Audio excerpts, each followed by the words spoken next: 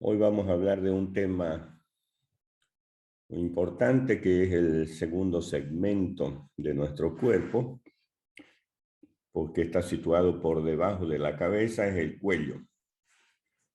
Entonces el cuello, localizado por debajo de la cabeza y por encima del tórax, es decir, entre la cabeza y el tórax, tiene los siguientes límites. Por arriba y por delante, una línea que va por el borde inferior de la mandíbula, llega hasta el gonium, luego se dirige hacia arriba por debajo del conducto auditivo externo, por debajo de la apófisis mastoides, llega a la línea curva o línea nucal superior y a la apófisis occipital externa o protuberancia occipital externa. Ese es el límite superior. El límite inferior, desde el esternón, articulación externo-clavicular, sigue la clavícula horizontalmente hacia afuera y llega a la articulación acromioclavicular. Estas dos líneas la unimos en la parte posterior, la línea posterior media,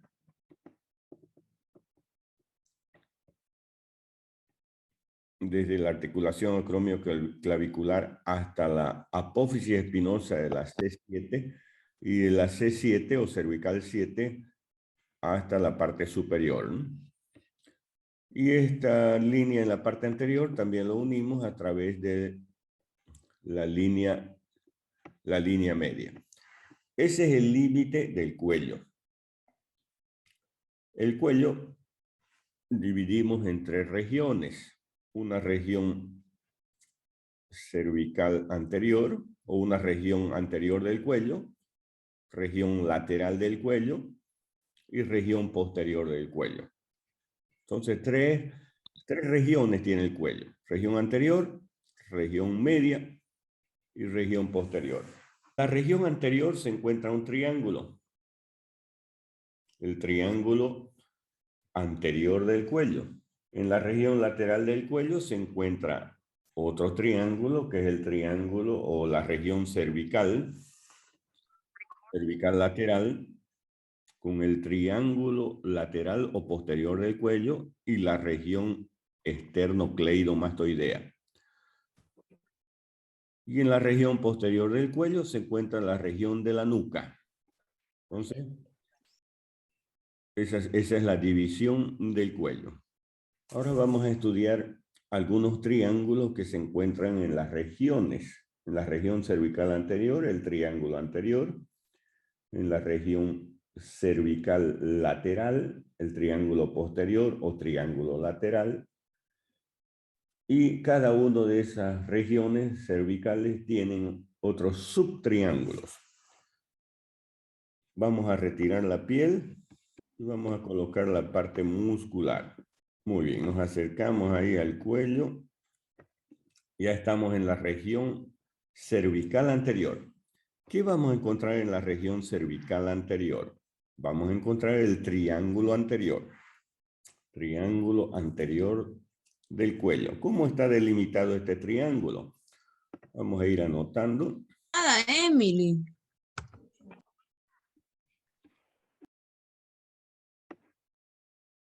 A los lados de este triángulo se encuentra el borde interno del músculo esternocleidomastoideo, a ambos lados.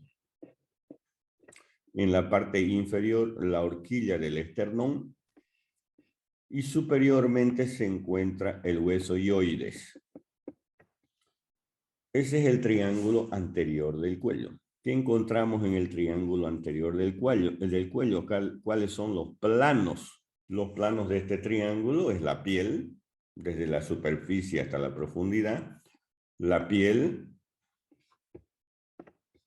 después de la piel o detrás de la piel y tejido celular subcutáneo se encuentra la aponeurosis. La aponeurosis cervical o fascia cervical. Posteriormente se encuentra un espacio, el espacio supraesternal, por encima del esternón.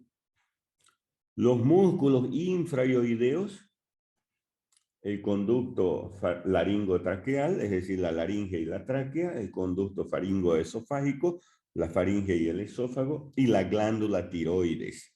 Ahí la tenemos, la glándula tiroides, en el fondo, ¿no? Muy bien, esos son los planos que existen desde la superficie a la profundidad en el triángulo anterior del cuello.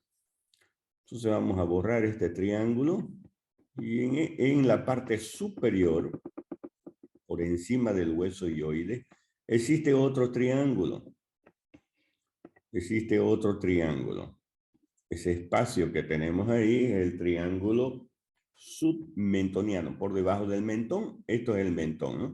Por debajo del mentón se encuentra el triángulo submentoniano. ¿Cómo está constituido este triángulo?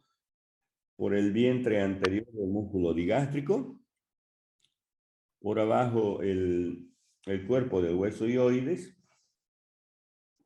En el suelo se encuentra este músculo, el músculo miloioideo, y en la parte anterior la línea media. Muy bien, ese era el triángulo submentoniano que contiene vasos sanguíneos, ramas de las ramas mentonianas y ganglios. Lateralmente a ese triángulo mentoniano encontramos otro triángulo. Aquí lo vemos. Otro triángulo que se llama submandibular. El triángulo submandibular. Este de aquí. ¿Cómo está constituido este triángulo? Superiormente de este triángulo vamos a encontrar la mandíbula. En la parte medial vamos a encontrar al músculo digástrico,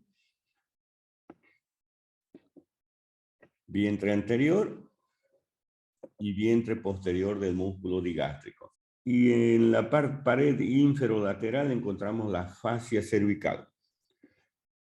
¿Qué contiene este triángulo? Contiene una glándula, la glándula submandibular, el nervio hipogloso, las arterias y venas linguales y la arteria facial. Pero veamos la glándula.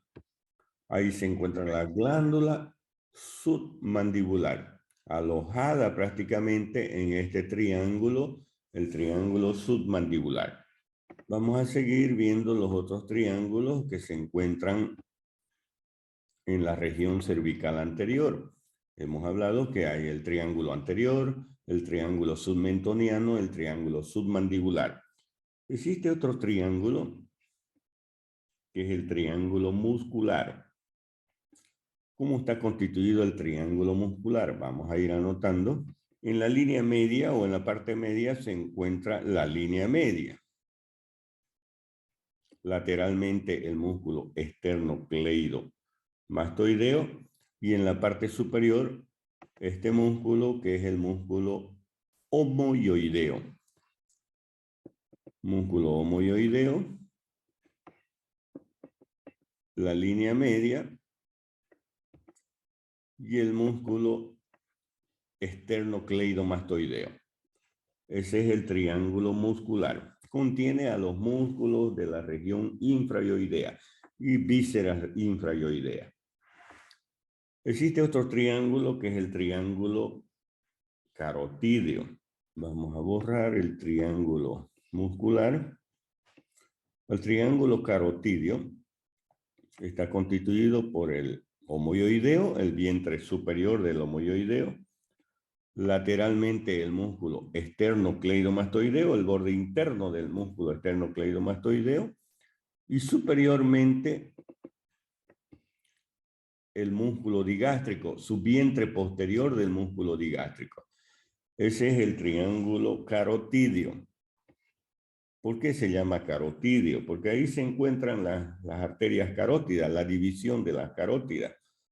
Las venas yugulares internas, el nervio vago, el asa cervical, nódulos linfáticos. Ahí vemos las carótidas. La división de las carótidas en ese triángulo, el triángulo carotídeo, ¿no? Y existe otro triángulo localizado en esta región, un poco más profundo, que es el triángulo de Faraday, que también sirve de referencia para la división de las arterias carótidas. ¿Cómo está constituido este triángulo de Faraday? La vena yugular interna, que es esta de aquí, el nervio hipogloso, aquí está el nervio hipogloso, y el tronco tirolingo laringo faringofacial, el triángulo de Faraday. ¿Y qué es lo que encontramos? La división de las arterias carótidas en carótida interna y en arteria carótida externa. Ahí está la división en el triángulo de Faraday. Existe otro triángulo también en esta región cervical anterior, como el triángulo de Beklar y el triángulo de Pirogov. El de Beklar está constituido por el músculo hiogloso, es el músculo hiogloso, por el músculo digástrico, ahí el músculo digástrico, y el hueso hioides.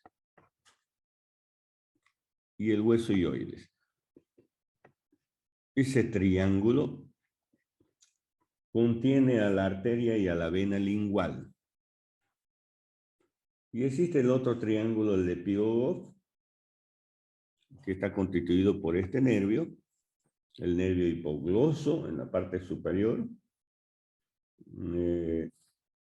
anteriormente el músculo miloioideo y inferiormente el tendón intermedio del músculo digástrico. Entonces, ese triángulo, llamado triángulo de Pirogov, contiene a la arteria lingual. En el fondo vamos a encontrar a la arteria lingual. Entonces hemos hablado de los triángulos que existen en la región cervical anterior. El triángulo anterior, el triángulo submentoniano, submandibular, el triángulo carotidio y el triángulo muscular, el triángulo de Pirogov y el triángulo de Beklar. Existe otro triángulo aquí, ya en la región esternocleidomastoidea. Este es el músculo esternocleidomastoideo. Tiene dos haces, un haz external y un haz clavicular. Entre los dos haces y la clavícula, entre el haz external y el haz clavicular y la clavícula, se dibuja un triángulo.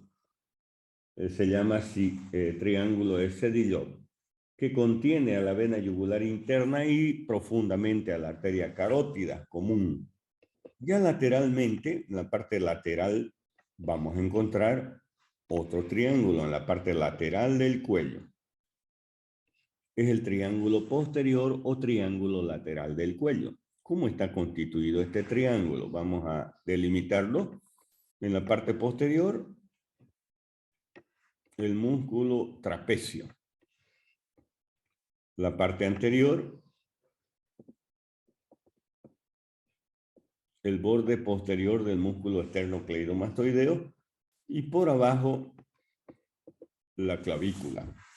Ese es el triángulo lateral o triángulo posterior del cuello, localizado en la región lateral del cuello. Este triángulo está dividido por este músculo. Es el músculo omoioideo. Vamos a dividirlo. Ahí está el omoioideo dividiendo a este triángulo posterior en dos pequeños triángulos. El triángulo supraclavicular, que está formado por el músculo omoioideo, el trapecio, la clavícula y el esternocleidomastoideo. Entonces el triángulo supraclavicular.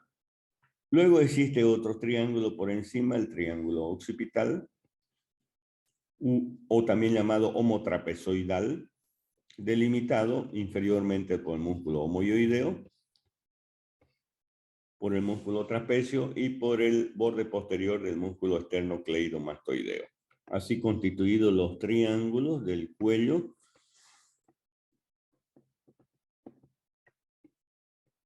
triángulo anterior y triángulo posterior.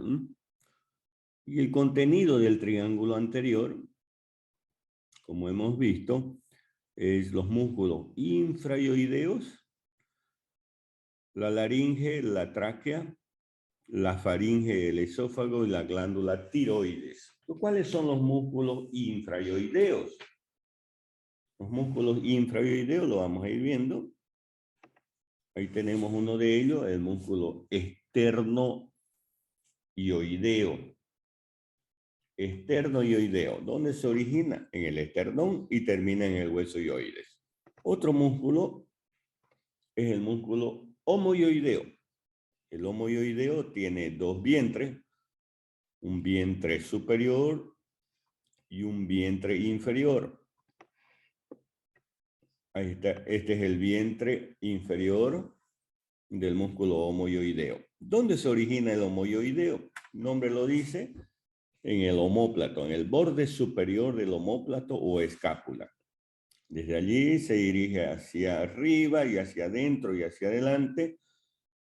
Va a tener un tendón intermedio, también se considera músculo digástrico. Este es el vientre posterior y aquí está su vientre anterior, que termina en el hueso ioides. Es un músculo homoioideo. Existe otro músculo que se llama músculo, aquí está el músculo tiroideo. ¿De dónde viene el tiroideo? Del cartílago tiroides y termina en el hueso ioides.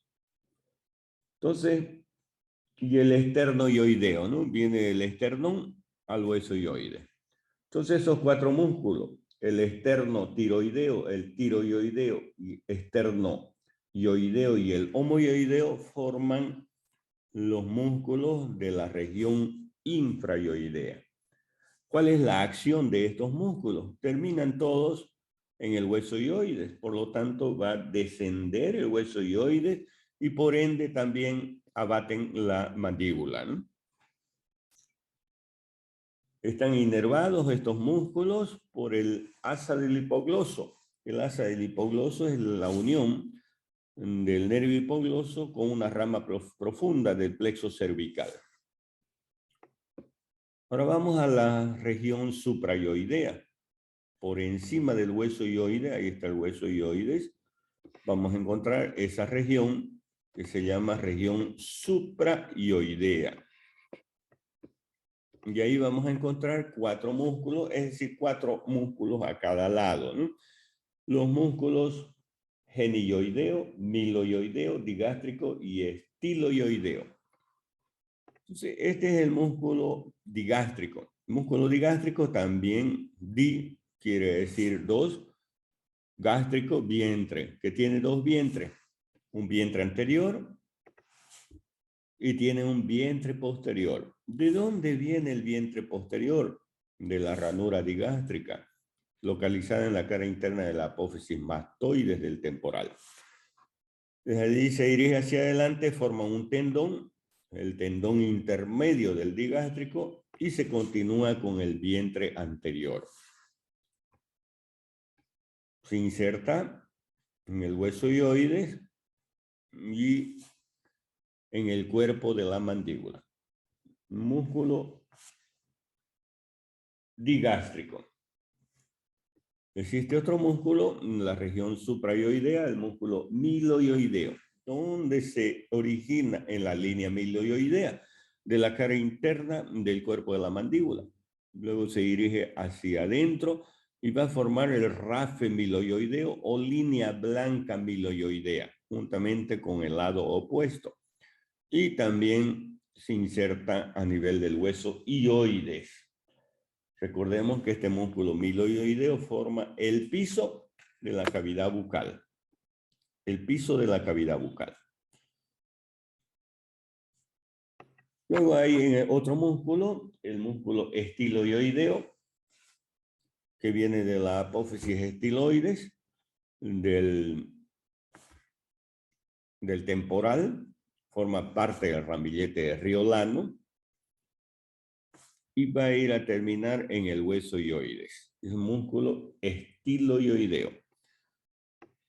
Y hay otro músculo, vamos a retirar el miloioideo para ver al músculo genioideo. ¿De dónde se origina el genioideo? De las apófisis geni inferiores que se encuentra en la cara posterior del cuerpo de la mandíbula y va a ir a terminar en el hueso hioides. Esos son los músculos de la región suprayoidea. ¿Cuál es la acción de estos músculos? El genioideo, el miloioideo y el vientre anterior del digástrico bajan la mandíbula y el hueso hioides. Ya el músculo digástrico, su vientre posterior y el músculo estiloioideo son elevadores del hueso hioides. ¿Quién inerva a estos músculos? El nervio hipogloso al genioideo, al estiloioideo el nervio facial, al miloioideo el nervio trigémino, el ramo miloioideo, y al músculo digástrico el vientre posterior, el facial, y el vientre anterior del digástrico es el nervio del miloioideo, que es rama del trigémino, ¿no? Es decir, el nervio trigémino, el vientre anterior. Esos son los músculos suprayoideos. En la región lateral vamos a encontrar el músculo esternocleidomastoideo. ¿Dónde se origina este músculo esternocleidomastoideo? Externo en el esternón, cleido en la clavícula, mastoideo en la porción mastoidea o en la apófisis mastoide del temporal, y también tiene unos fascículos que se dirigen a la línea curva nucal superior.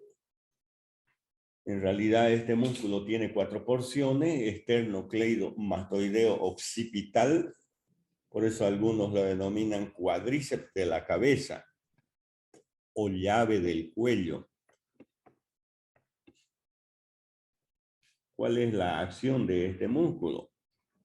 Flexiona la cabeza, flexiona la cabeza. También realiza movimientos de inclinación y rotación. Cuando toma punto fijo a nivel de la cabeza, levanta el tórax, es decir, levanta las costillas y el esternón, por lo tanto se transforma en un músculo respiratorio.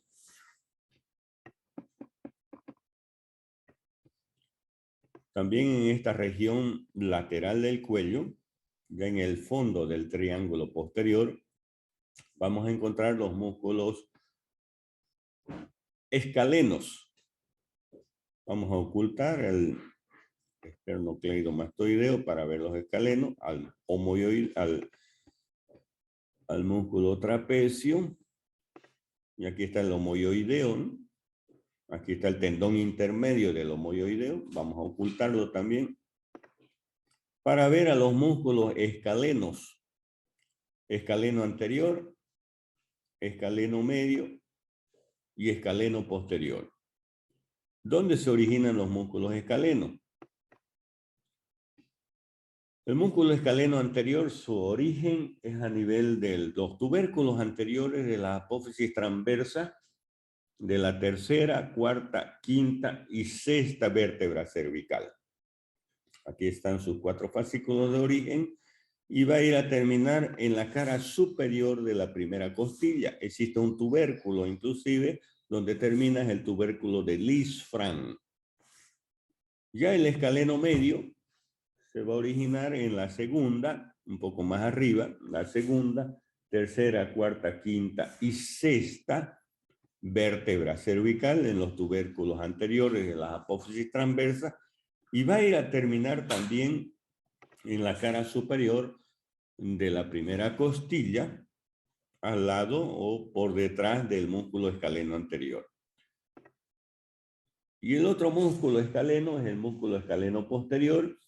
Se originan los tubérculos posteriores de las apófisis transversas de la cuarta, quinta y sexta vértebra cervical y va a ir a terminar en la cara superior de la segunda costilla. Ahora, entre estos músculos, entre el músculo escaleno anterior y escaleno medio, existe un espacio. Se llama espacio interescalénico. A través de ese espacio pasa la arteria subclavia y las ramas del plexo braquial. Digamos, la arteria pasando por el espacio interescalénico. Ahí está la arteria subclavia y las ramas del plexo braquial. Ese es los nervios que forman el plexo braquial. Entonces, la vena subclavia, que está de aquí, pasa por delante del escaleno anterior.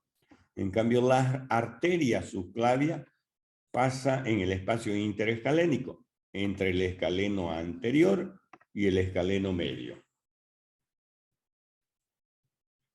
Estos músculos, los músculos escalenos, son inspiradores, producen también rotación e inclinación de la cabeza y están inervados por los nervios espinales, tercero, cuarto, quinto y sexto nervios espinales.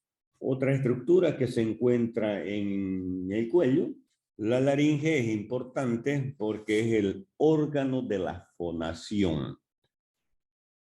Contiene aire en su interior y gracias a unos repliegues que se encuentran, repliegues membranosos, que son las cuerdas vocales, es que por la vibración de esas cuerdas vocales y el movimiento de las estructuras de la laringe, es que nosotros tenemos o podemos pronunciar la voz. Es decir, el órgano de la fonación. ¿Dónde está situada la laringe?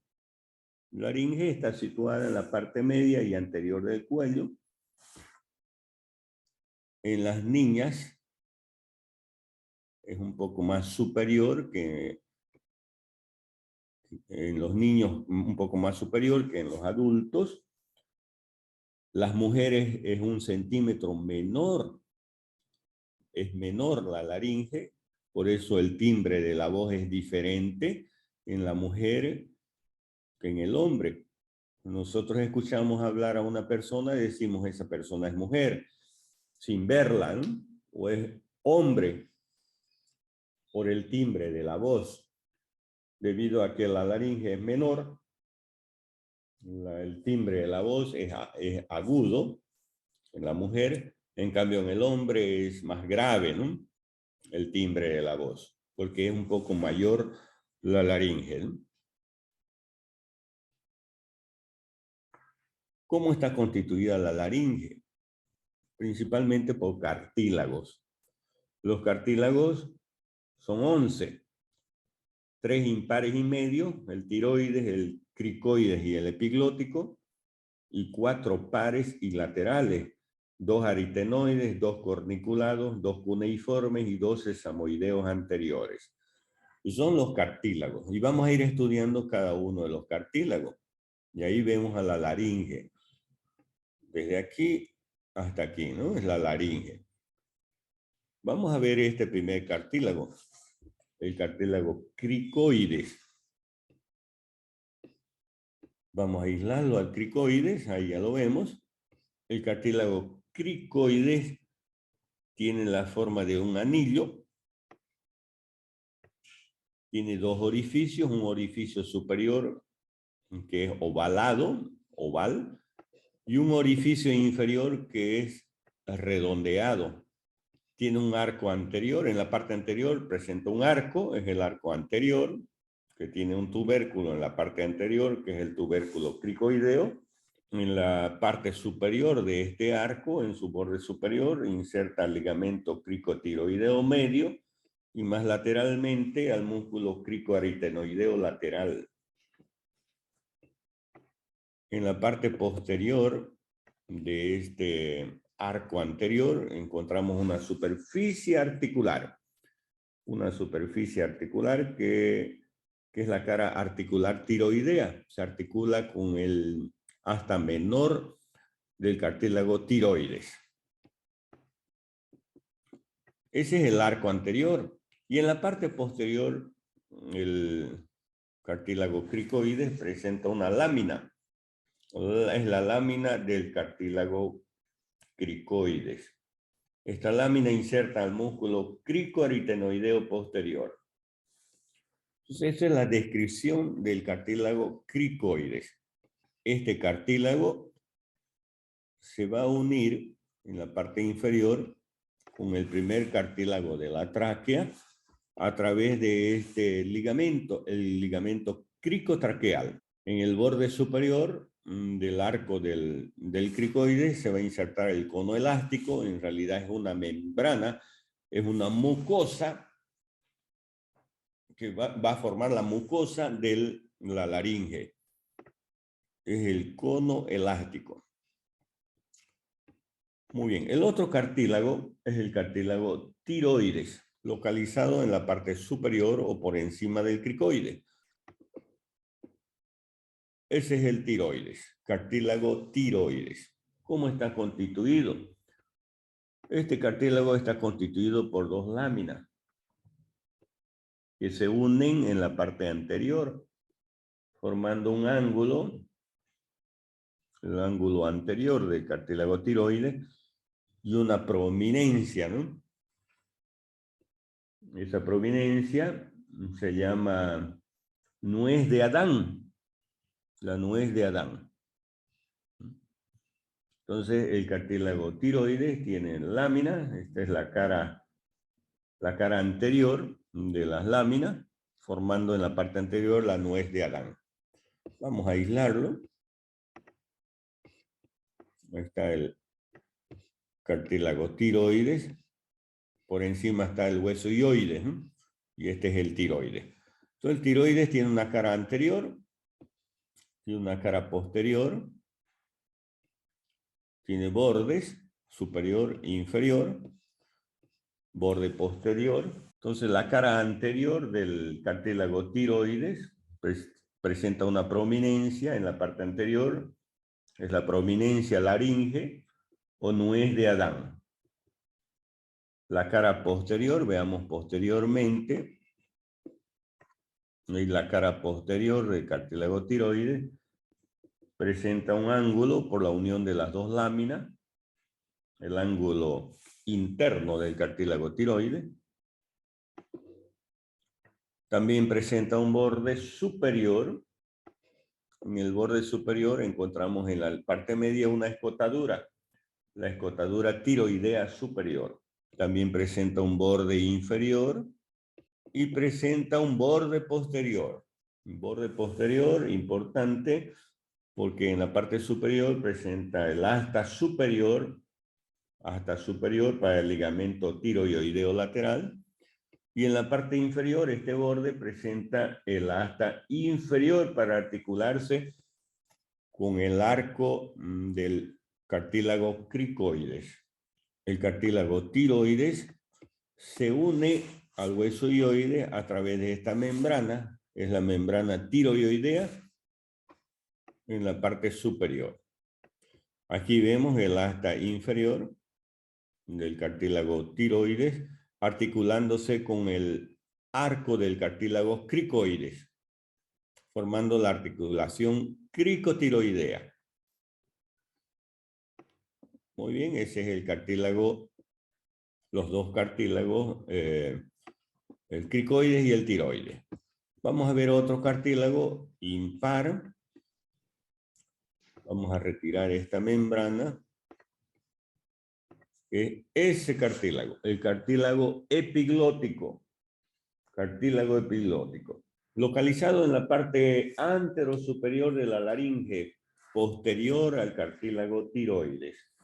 Sobresale un poco al hueso hioides. Al hueso hioides. Está unido a la base de la lengua por los repliegues gloso epiglótico lateral y medial. Recuerden, entre los dos pliegues se encuentra una depresión llamada valécula epiglótica. Entonces, este es el cartílago epiglótico. Tiene la forma de una lámina ensanchada en su parte superior y angosta en su parte inferior,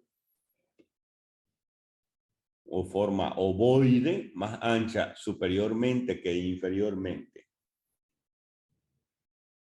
Tiene una cara anterior que corresponde, ahí vemos la cara anterior, que corresponde al cartílago tiroides, a la membrana tiroidea. Aquí va a estar la membrana tiroidea que vimos hace un momento, y al hueso hioide y a la base de la lengua. Como vemos aquí, esta es la base de la lengua relacionado con la parte superior de este cartílago epiglótico. También tiene bordes laterales, el cartílago epiglótico, que son convexos, un extremo superior ancho, que presenta una escotadura en la parte media, y un extremo inferior que es angosto. Esa es la descripción del cartílago epiglótico. Veamos otros cartílagos. El cartílago aritenoides. Vamos a separarlo al cartílago aritenoides, pero ya ustedes están viendo que se está articulando con el cricoides.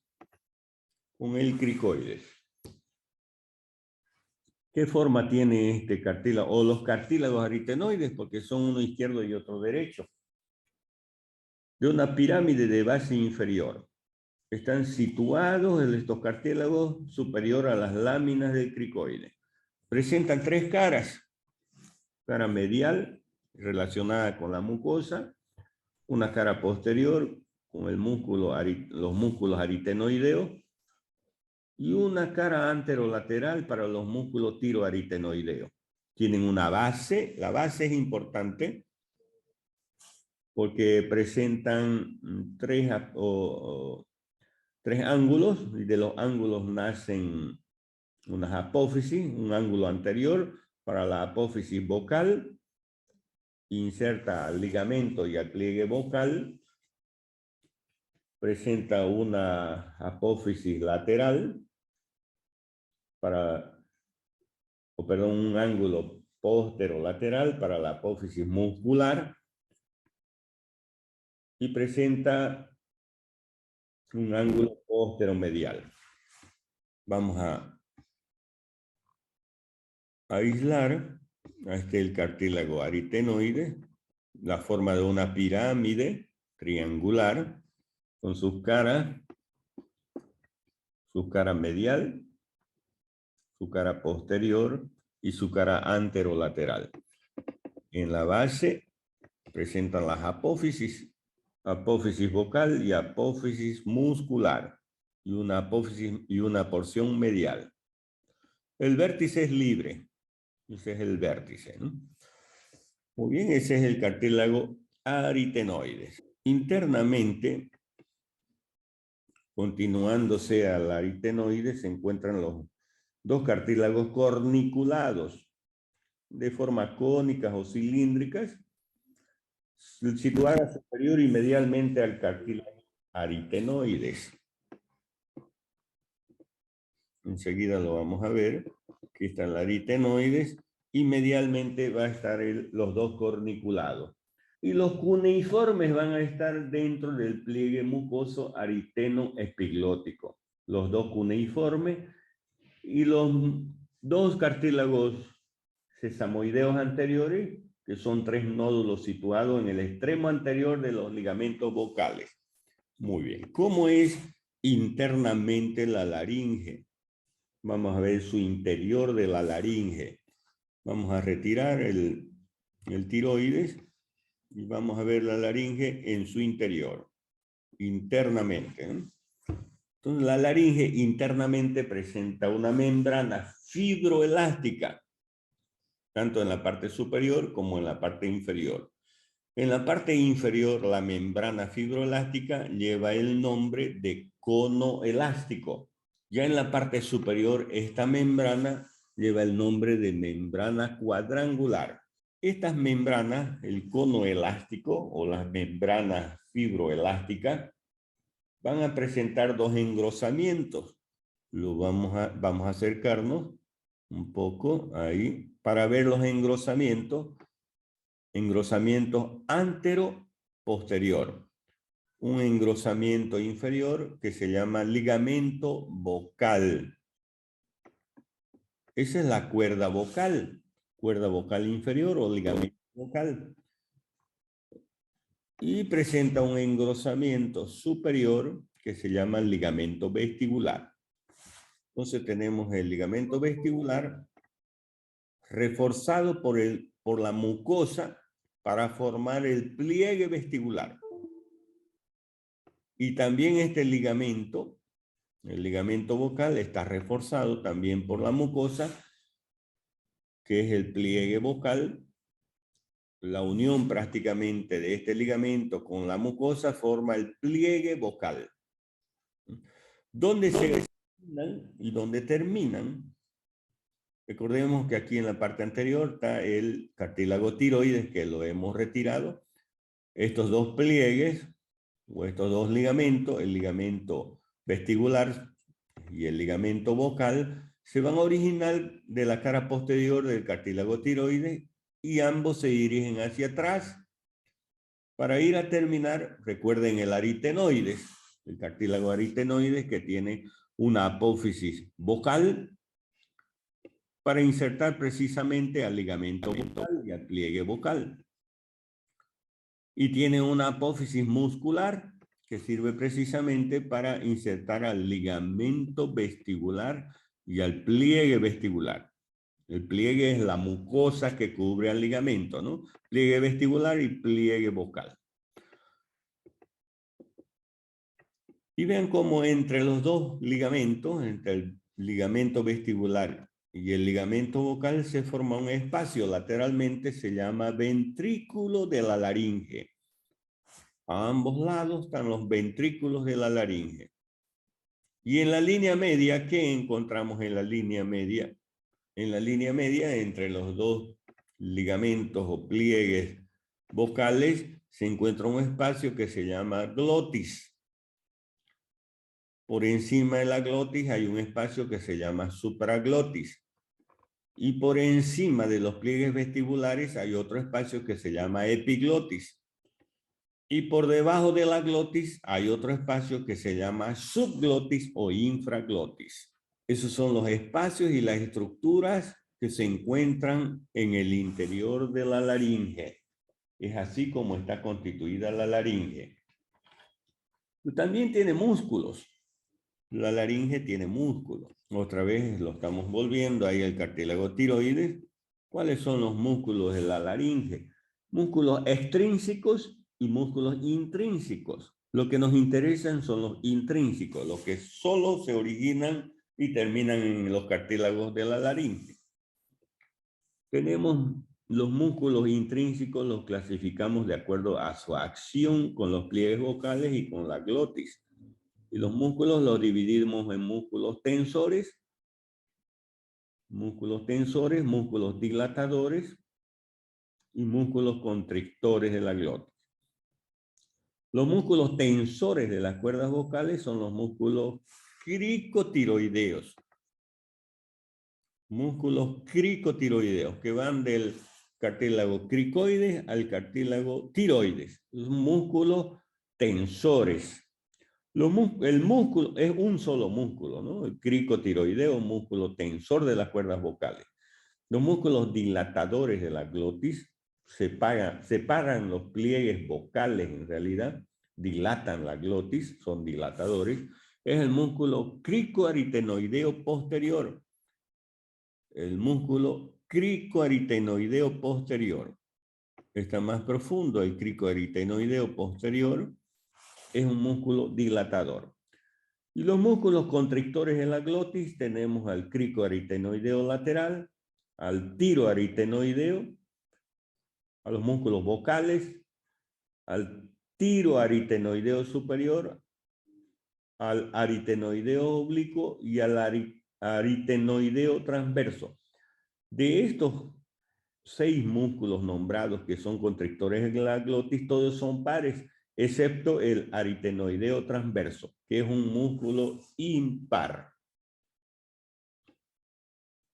Muy bien, esos son los músculos de la laringe. ¿Quién irriga la laringe?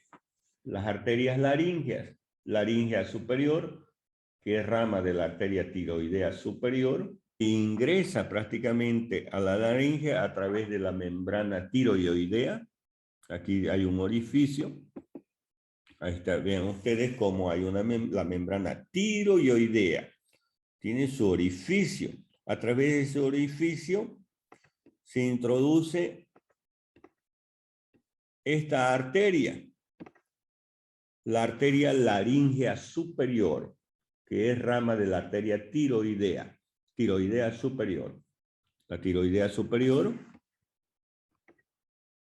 ahí está la tiroidea superior, que es rama de la arteria carótida externa, ¿no? Entonces, ven, la tiroidea superior, dando origen a la arteria laríngea, ingresa por la membrana tiroidea.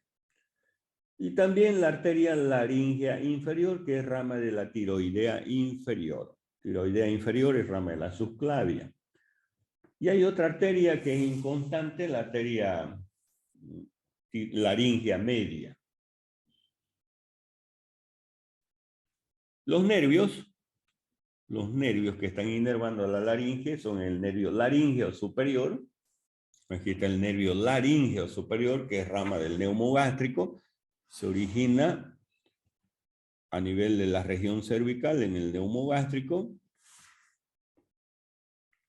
Y se va a dividir este nervio en una rama interna que se introduce a la laringe perforando o a través del orificio que hay en la membrana tiroidea juntamente con la arteria laríngea superior. Entonces la rama interna del nervio laríngeo superior se introduce al interior.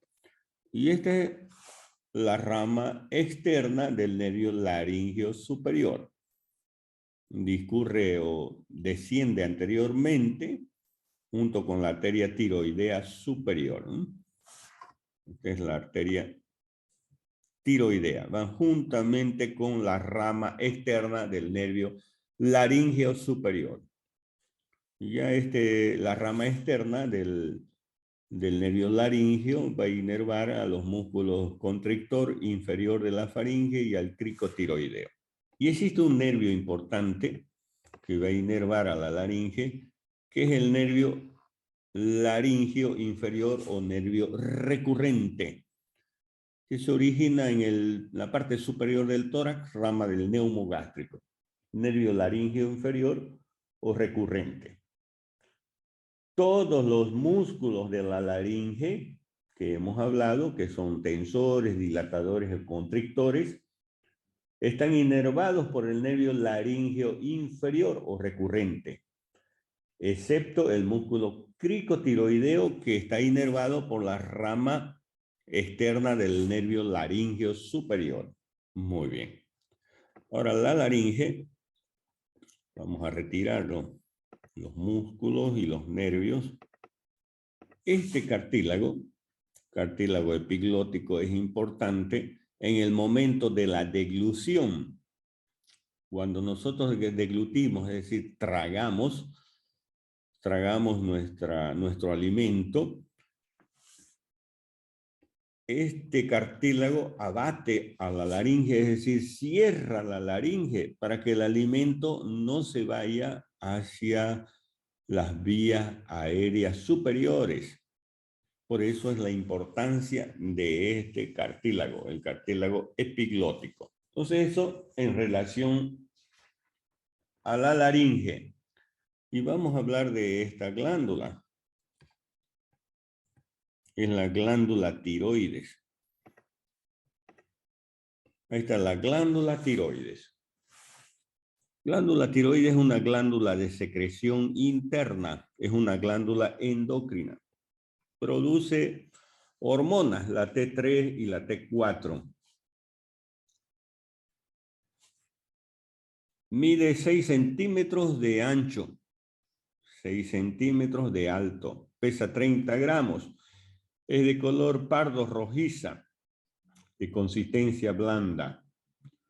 Presenta para su estudio 2 lóbulos laterales, uno izquierdo y otro derecho, unidos por una parte media que se llama istmo. Este es el istmo. El istmo tiene una cara anterior cubierta por la fascia cervical y los músculos infraoideos. Tiene una cara posterior que cubre al segundo, tercero y cuarto anillo de la tráquea. Aquí están los anillos de la tráquea. Y tiene un borde inferior que da origen a las venas tiroideas inferiores, y tiene un borde superior. El borde superior muchas veces se conecta con la base de la lengua a través de la pirámide de la Louet. Y estos son los lóbulos, lóbulo izquierdo y lóbulo derecho.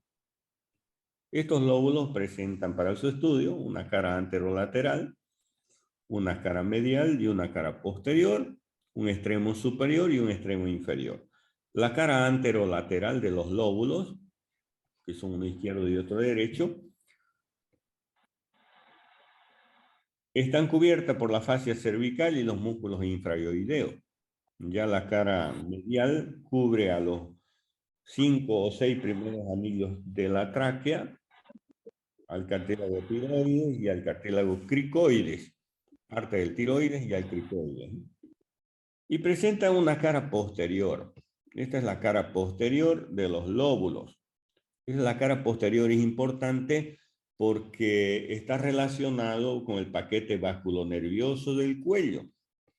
¿Cómo está constituido ese paquete? Por la arteria carótida, carótida común, por la vena yugular interna, ahí, vena yugular interna, lateralmente, arteria carótida en la parte media, y posteriormente en el ángulo diedro que forman estos dos vasos se encuentra el nervio neumogástrico o vago. Ahí lo vemos al neumogástrico o vago. Entonces ese es el paquete vasculonervioso del cuello.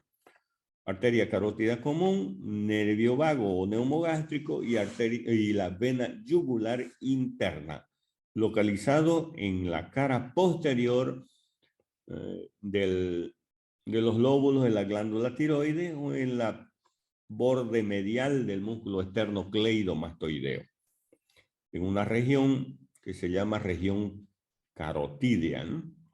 Muy bien, esa es la descripción de la glándula tiroides.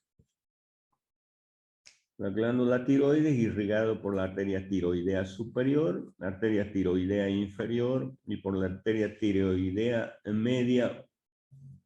Son las arterias que irrigan a la glándula tiroides, inervados por los plexos simpáticos tiroideos superiores e inferiores que acompañan a las arterias. Pero en la parte posterior de esta glándula existen otras pequeñas glándulas. Son las glándulas paratiroides. Glándulas paratiroides son 4, 2 superiores y 2 inferiores, localizadas en la cara posterior de los lóbulos de la glándula tiroides. Tienen una coloración beige, varía entre beige, café con leche y el sepia. Son pequeñitas, 40 gramos pesan, miden de 2 milímetros de espesor, 4 de ancho, 4 milímetros, y 8 a 9 milímetros de longitud. Y tienen la función de producir hormonas paratiroideas que regulan el calcio, ¿no? Regulan el calcio. Ahora, esta glándula tiroides tiene su importancia también en el embarazo. Se encarga de regular el yodo de nuestra sangre. Cuando esta glándula tiroides es insuficiente, no secreta las suficientes hormonas necesarias, produce el bocio, el hipotiroidismo. Y el bocio, el hipotiroidismo en las mujeres embarazadas puede dar lugar a que un niño o una niña nazca con retraso mental. Por eso es importante, antes del embarazo sería lo ideal, hacer un examen de sangre para ver las hormonas de la glándula tiroides, hormonas tiroideas T3 y T4. Si está todo normal, para que el niño no tenga ese problema de nacer con retraso mental. Muy bien, en relación a la glándula tiroides. ¿Y qué más encontramos en el cuello? Por detrás en el cuello vamos a encontrar a otra estructura importante que es la faringe. La faringe. Ya la faringe es un conducto, como vemos aquí, músculo membranoso. Se extiende desde la base del cráneo hasta más o menos la vértebra cervical, sexta vértebra cervical. Desde la base del cráneo hasta la sexta vértebra cervical. Tiene la forma de un embudo. Vean, es ancho en su parte superior y angosto en su parte inferior. Es la forma de la laringe. Tiene una cara posterior relacionada con la columna vertebral y tiene unas caras laterales, izquierda y derecha, ¿no? Extremo superior, un extremo superior y un extremo inferior. Las caras laterales se relacionan con el espacio retrofaríngeo y laterofaríngeo. En ese espacio retrofaríngeo y laterofaríngeo encontramos la apófisis pterigoides,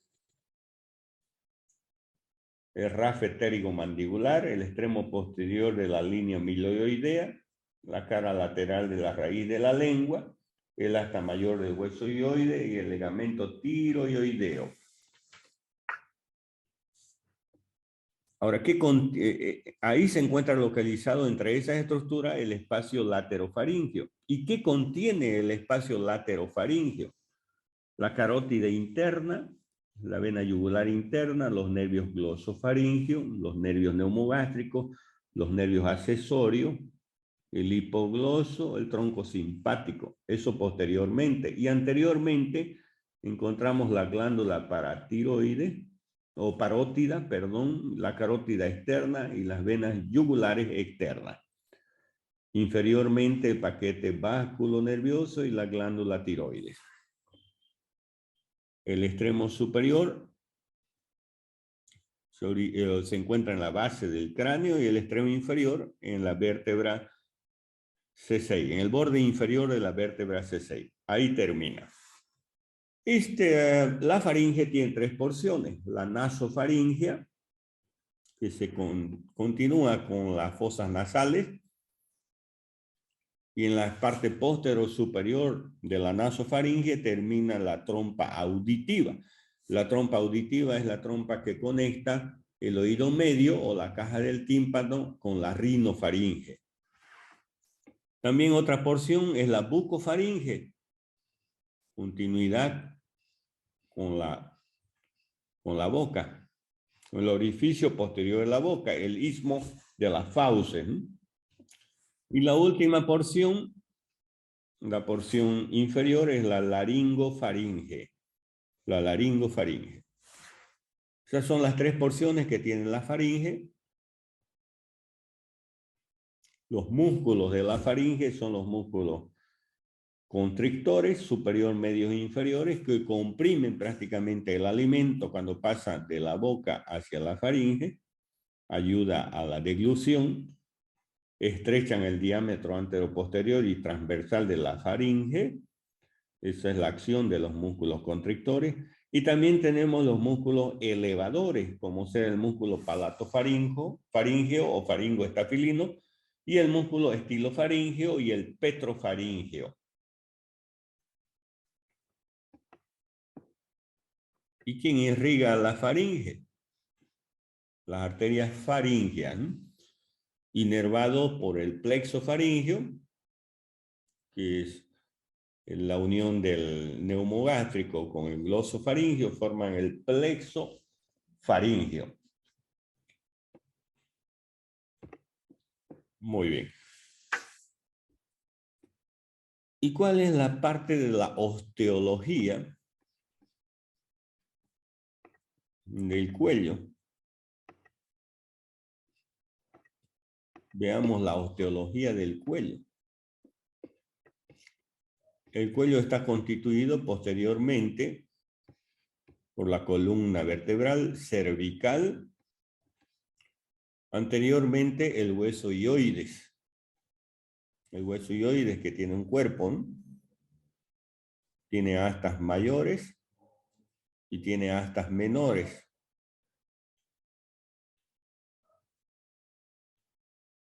Tiene una cara anterior, una cara posterior, un borde superior y un borde inferior. Así es el hueso hioides, parecido a la mandíbula, ¿no? Ahora, en la parte posterior ya se encuentran las vértebras cervicales. ¿Cuántas son las vértebras cervicales? Son 7. De arriba hacia abajo, 1, 2, 3, 4, 5, 6. 7 vértebras cervicales. ¿Cuál es la característica de las vértebras cervicales? Veamos. Ahí tenemos una vértebra cervical. Vamos a agrandarla.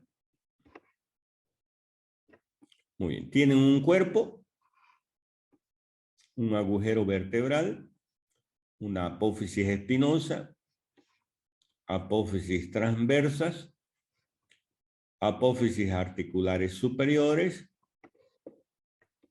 apófisis articulares inferiores, las láminas y los pedículos. Como todas las vértebras, esas 7 características, esas son las características generales de las vértebras, tanto cervicales, dorsales, lumbares. Pero ya existen características particulares de la región cervical. Por ejemplo, ¿cuáles son las características particulares? El cuerpo es pequeño. Presenta en su parte superior los ganchos o apófisis semilunares. El agujero vertebral es de forma triangular. Sirve para dar paso a la médula espinal y a sus envolturas, que son las meninges, la dura madre, pía madre y aracnoide. Las apófisis espinosas son bifurcadas o bituberculosas, es decir, están divididas en 2 raíces.